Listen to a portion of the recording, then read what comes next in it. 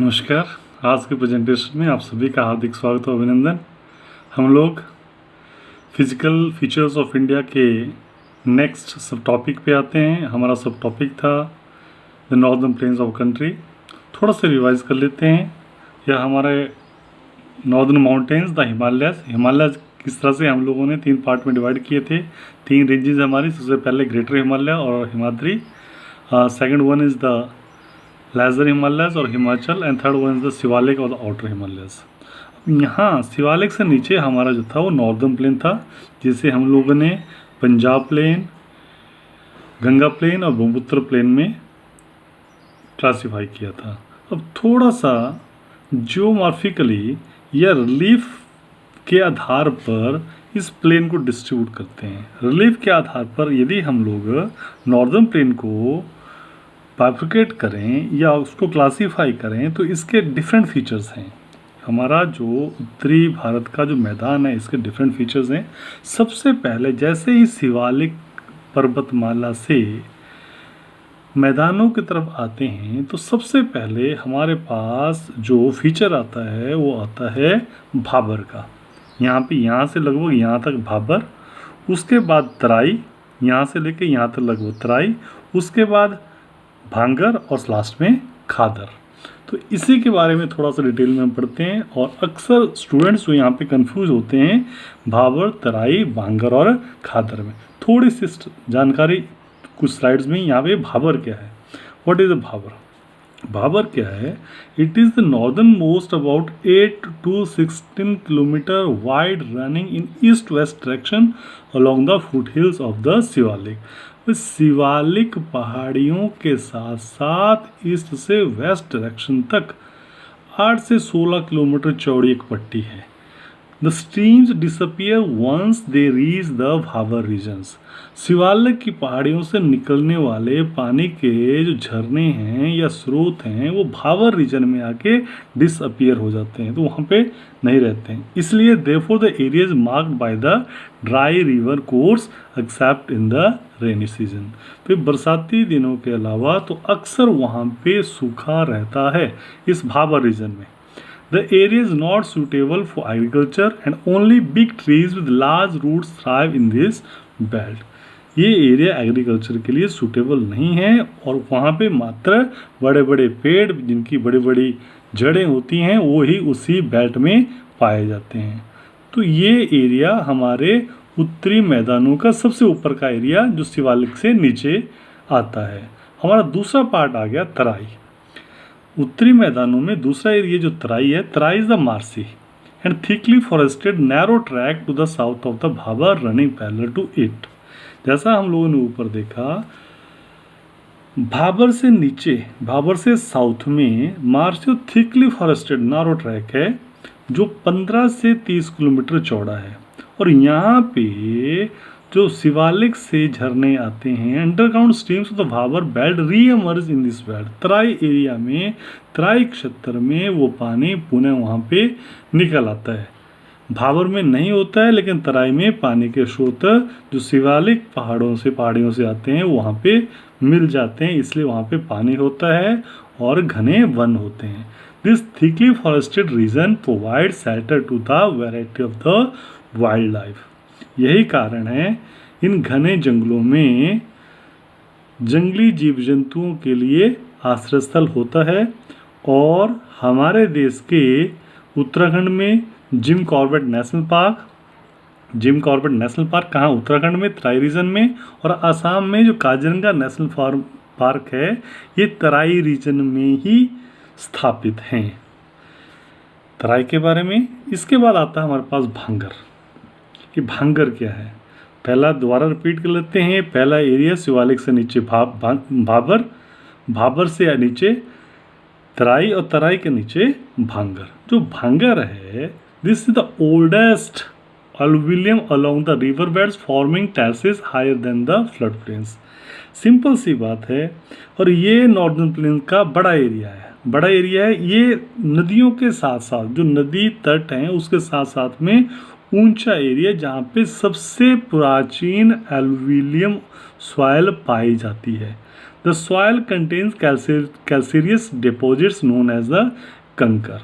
वहाँ पे मिट्टी में सबसे प्राचीन कैल्सीरियस डिपॉजिट्स पाए जाते हैं जिनको कंकर कहते हैं। यानी नदी के किनारे का, नदी के वो तट जहाँ से बीच, जिनके साइड से, जिनके बीच से नदी बहती है, ऊपर का वो एरिया जहाँ पे सबसे प्राचीन कैल्सियस डिपॉजिट्स हैं, उनको हम भांगर कहते हैं। The bhangar contains fossil of animal like the rhinoceros, hippopotamus, elephants etcetera. वो ये एरिया जो है वो अनफर्टाइल्ड एरिया है, ये अनफर्टाइल्ड एरिया है, कंकरीला एरिया है। और लास्ट हमारे पास जो एरिया है वो है खादर। जैसा नाम से है, ये सबसे नया और यंगेस्ट डिपॉजिट्स यहाँ पे हैं। The khadar is composed of the newer alluvium and forms of flood plains along the river banks. नदी के किनारों पे पाए जाने वाले नए और सबसे यंगेस्ट डिपॉजिट्स जो होते हैं वो इन प्लेन्स में होते हैं। The new player of the alluvium deposit by the river flood almost every year. इस जब क्या करती है, लगभग हर वर्ष जो है, जो नदी का जो फ्लड होता है वो एल्यूविलियम सॉइल को वहाँ पे लेके आता है, नई लेयर लेके आता है, और वो जो लेयर होती है वो बहुत ही फर्टाइल होती है। This makes them the most fertile soil of the Gangas. तो इसलिए गंगा रिवर बेसिन में सबसे ज़्यादा फसलें होती हैं। क्यों होती हैं? क्योंकि वहाँ पे यह खादर फीचर है। Next we are proceeding further. अगला फिजिकल फीचर जो हमारे इंडिया का है that is the peninsular plateaus. After the Himalaya mountains and the northern plains we are moving on the third relief feature of country that is the peninsular plateau. अब peninsular plateaus क्या है? The peninsular plateau is a table land composed of the old crystalline igneous and the metamorphic rocks. एक table land है जो बहुत ही पुराने crystalline और igneous आग्नेय और मेटामॉर्फिक रॉक्स उसकी बनी हुई है। तो यहाँ पे आपको रॉक्स के बारे में भी जानकारी होनी चाहिए। इग्नियस आग्नेय, मेटामॉर्फिक हुआ एक तरह से कायांतरित चट्टानें, और ये कहाँ पे पाई जाती है? पेनिनसुलर प्लेट्यूज में। और हिमालय में क्या था? वहाँ पे वहाँ पे sedimentary rocks. Himalaya folded mountain है, किसका बना? सेडिमेंट्री रॉक्स का। This plateau consist of the two broad division. इस प्लेट्यू के दो मेन डिवीजन है, उसको हम देखेंगे। नंबर 1 सेंट्रल हाईलैंड और नंबर 2 द डेक्कन प्लेट्यू। ये क्या क्या है देखिए यहाँ पे। This part is known as the 1 central highland and number 2 that is the Deccan plateau. यहाँ पे तीसरा भी दिया गया है, मैंने तीसरा बताया आपको, उसके बारे में डिटेल में आगे बताता हूँ। छोटा Nagpur area. First one peninsular plateau जो है इसके दो ही पार्ट हैं। One is the central highland and second one the Deccan plateau. और ये जो सेंट्रल हाईलैंड है ये यहाँ पे अरावलीज हैं। अरावलीज वही पहाड़ियाँ जो दुनिया की सबसे पुरानी पहाड़ियाँ हैं। The oldest mountain range of the world. यहाँ से लेके यहाँ तक ये फैला हुआ है, लेकिन यहाँ पे नीचा है, यहाँ पे ऊंचा है। सेंट्रल हाईलैंड यहाँ पे क्या है? ये बहुत ऊंचा है। सेंट्रल हाईलैंड के बारे में पढ़ते हैं। The part of the peninsular plateau lying to the north of the Narmada river covering a major area of Malwa plateau is known as the central highland. Next में देख लेंगे। नर्मदा रिवर है यहाँ हमारे पास, यहाँ पे नर्मदा के नॉर्थ में, नर्मदा के ऊपर को नॉर्थ हुआ, इस तरफ जो एरिया पड़ता है उसको हम लोग सेंट्रल हाईलैंड कहते हैं। ये वो एरिया, ये वो अरावलीज है, अरावली पर्वतमालाएं जो यहाँ पे इस तरह से हैं, ये लॉन्गिट्यूडनल है।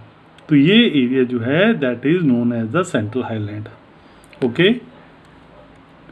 Second one, the river in this regions are Chambal, the Sindh, the Betwa and the Ken. देखिए यहाँ पे, और तीसरा पॉइंट भी हम दे लेते हैं। The slope of this region is from south west to north east. Slope, पहले रिवर्स फिर स्लोप। देख लीजिए रिवर्स, यहाँ पे जो नदियाँ हैं ये Chambal and its tributary, Chambal है, बेतवा है, सोन है, इट्सेट्रा एट्सेट्रा। जो रिवर्स हैं ये नीचे को नहीं बहती है, ध्यान रखें बच्चे सारे के सारे। ये एरिया जो है वो प्लेन है, ये मैदान है नीचे को, और ये हाईलैंड है, ये ऊंचा एरिया है। नर्मदा से ऊपर का जो एरिया है ये ऊंचा एरिया है, टेबल लैंड प्लेट्यू है। यहाँ से रिवर जो फ्लो करती हैं वो इधर को करती हैं, ऊपर को करती हैं। ये सारी की सारी किसकी ट्रिब्यूटरी हैं? यमुना की। यमुना में जाके मिलती हैं यहाँ पे, ये सारी की सारी यमुना में मिलती हैं।